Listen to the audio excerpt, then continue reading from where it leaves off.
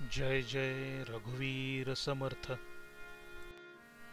गणाधीश जो ईश सर्वा गुणांचा, मुळारंभ आरंभ तो निर्गुणाचा. नमो शारदा मूळ चत्वार वाचा, गमो पंथ आनंत या राघवाचा.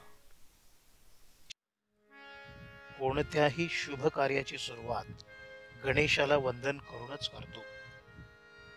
समर्थांनी देखील या पहिल्या श्लोकाच्या माध्यमातून प्रथम गणेशाला व नंतर सरस्वती देवीला वंदन केले आहे. गणेशाला वंदन करताना ते म्हणतात, गणाधीश जो ईश सर्वा गुणांचा, म्हणजे जो गणांचा स्वामी आहे, सर्व गुणांचा जो ईश्वर आहे, आणि मुळारंभ आरंभ तो निर्गुणाचा, म्हणजे गणेशाचे वंदन करून, म्हणजे सगुण पूजेची सुरुवात करून निर्गुण आणि निराकार अशा परमात्म्याचा शोध घेण्याची सुरुवात. मुळारंभ आरंभ तो निर्गुणाचा. नमो शारदा मूळ चत्वार वाचा, गमो पंथ आनंत या राघवाचा. इथे वंदन केले कोणाला? तर शारदा देवीला वंदन केलंय. ती कोणती देवता आहे? तर वाणीची देवता आहे. तर अशा प्रकारे गणेश आणि शारदा देवी यांना वंदन करून गमू पंथ अनंत या राघवाचा, म्हणजे गणेश आणि शारदा देवीला वंदन करून आपण पुढील कार्याला आरंभ करूया. मना सज्जना भक्ती पंथेची जावे, तरी श्रीहरी पाविजे तो स्वभावे. तर समर्थ इथे म्हणतात की श्रीहरीची प्राप्ती करायची असेल तर हे सज्जन मना, तू भक्ती मार्गाने जा. जनी निंद्यते सर्व सोडोनी द्यावे, जनी वंद्यते सर्व भावे करावे. आणि अशा प्रकारे भक्ती मार्गे जाऊन श्रीहरीची प्राप्ती करावयाची असेल तर जगामध्ये जे जे निंदनीय आहे ते सर्व सोडले पाहिजे, आणि जे जे अनुकरणीय आहे, जे जे पूज्य आहे ते आपण आचरणात आणले पाहिजे. प्रभाते मनी राम चिंतित जावा, पुढे वैखरी राम आधी वदावा. सदाचार हा थोर सांडू नये तो, जनी तो चितो मानवी धन्य होतो. सकाळी उठल्याबरोबर मनामध्ये रामाचे, म्हणजेच परमेश्वराचेच विचार असायला हवेत, असे समर्थ रामदास म्हणतात. कोणतेही कार्य करायचे असेल तर त्याचा क्रमवार विचार, उच्चार आणि मग आचार असे होत असते. सदाचार हा थोर सांडू नये तो, जनी तो चितो मानवी धन्य होतो. जी माणसे सदाचाराने वागतात तीच माणसे जगात धन्य होतात.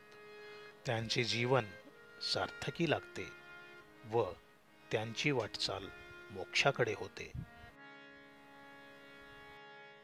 मना वासना दुष्ट कामा नये रे, मना सर्वथा पाप बुद्धी नको रे. मना धर्मता नीती सोडू नको हो, मना अंतरी सार विचार राहो. समर्थ इथे सांगतात की ह्या मनात दुष्ट विचार, पापबुद्धी आणि अनिती उद्भवू देऊ नकोस. तर या मनामध्ये श्रेष्ठ विचार, सद्विचार हे रुजवले गेले पाहिजेत.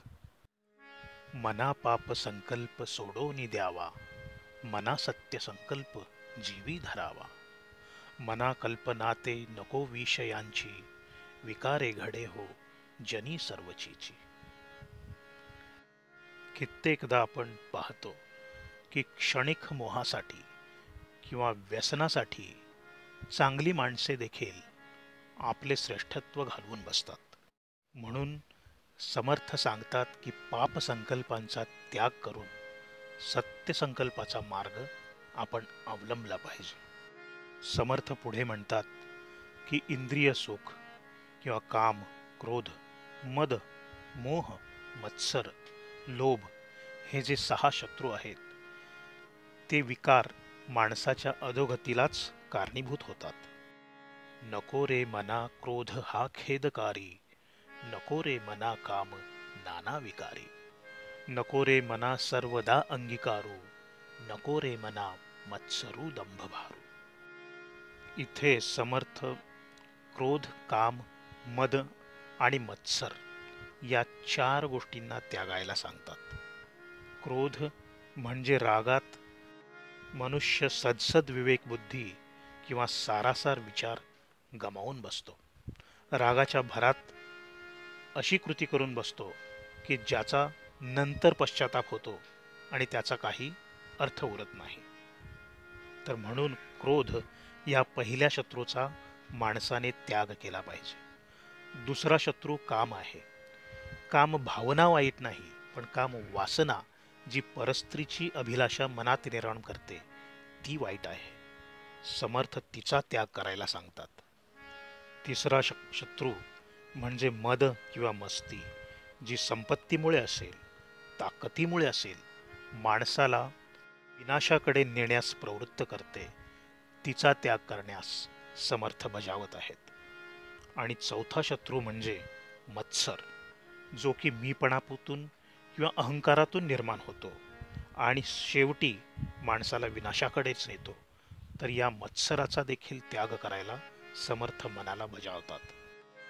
मना श्रेष्ठ धारिष्ट्य जीवी धरावे, मना बोलणे नीच शोषित जावे, स्वये सर्वदा नम्र वाचे वदावे, मना सर्व लोकांसी रे निववावे. जीवनात कोणत्याही प्रसंगाला, कितीही वाईट परिस्थिती आली तरी त्याला तोंड देण्यासाठी समर्थ सांगतात की आपल्या अंगी श्रेष्ठ धारिष्ट्य असले पाहिजे, म्हणजे धाडस असले पाहिजे. किंवा दुसऱ्याने कितीही निंदा केली तर त्याचे देखील वाईट आपण मानून घेतले नाही पाहिजे. दुसऱ्यांची वागणूक कशीही असू दे, पण आपली वागणूक नेहमी नम्रच असावी आणि आपल्या वागणुकीमुळे सर्वांना आपलेसे करावे, असे समर्थ म्हणतात. देहे त्यागिता कीर्ती मागे उरावी, मना सज्जना हेची क्रिया धरावी, मना चंदनाचे परित्वा झिजावे, परी अंतरी सज्जना निववावे. समर्थ इथे म्हणतात की आपला देहत्याग केल्यानंतर सुद्धा आपली कीर्ती मागे उरली पाहिजे. आता ही गोष्ट काही एका दिवसात किंवा एका रात्रीत होण्यासारखी आहे का? तर त्याच्यासाठी आयुष्यभर आपण असे कर्म केले पाहिजे, आपण असा आचार केला पाहिजे, तेव्हाच आपली कीर्ती देहत्यागानंतर सुद्धा मागे उरेल.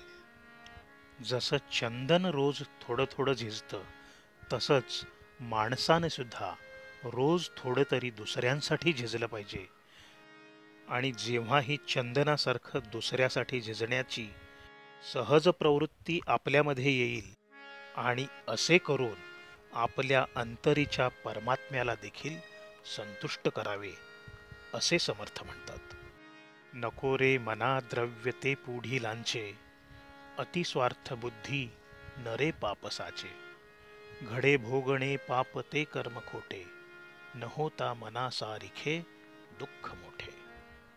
समर्थ इथे असे म्हणतात की पुढीलांचे म्हणजे पूर्वजांचे द्रव्य काहीही कामाचे नाही, आणि त्यामुळे समर्थ म्हणतात की अशा द्रव्याचा हव्यास मना तू करू नकोस. अतिस्वार्थ माणसाला सदाचरणापासून पाप आचरणासाठीच प्रवृत्त करतो. अतिपाप बुद्धीने फक्त पापच वाढते, धन नाही.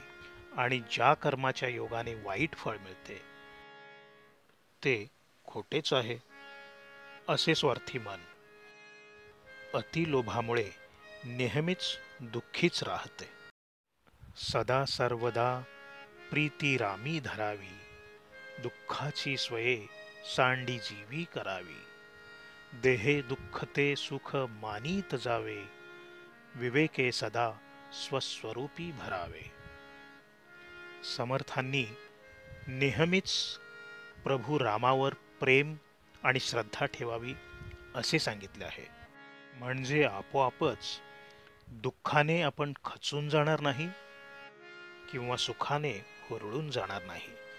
दुःखालाच जर सुख मानले तर पुन्हा वेगळ्या सुखाचा शोध घेण्याची काय गरज आहे? विवेकाचा सोपा अर्थ म्हणजे काय? तर सुख दुःखात आपली बुद्धी स्थिर ठेवणे. जय जय रघुवीर समर्थ.